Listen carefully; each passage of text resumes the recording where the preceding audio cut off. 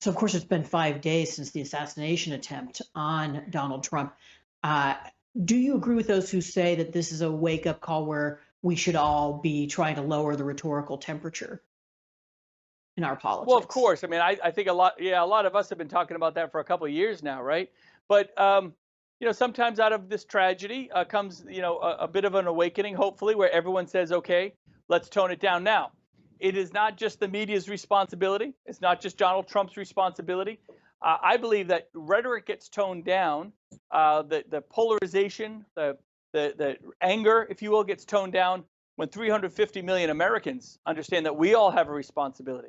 Like, how do we talk in our homes? How do we talk with our kids in schools?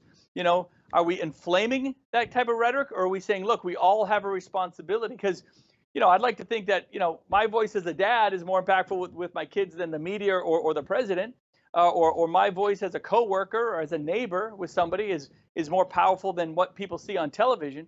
So my message is we all have a huge responsibility in toning it down, keeping it on issues. Let's have tough debates over inflation and how to fix it. Tough debates over the border crisis, which is very real. People realize it, and it does need real solutions brought to bear on it. Let's have tough debates on those types of things, because that's not personal, right? That's just about how do we make this country better. But when it gets personal, when it gets to these big existential threats, Trump is a threat to democracy, Trump is going to destroy America, that type of rhetoric is really, really bad.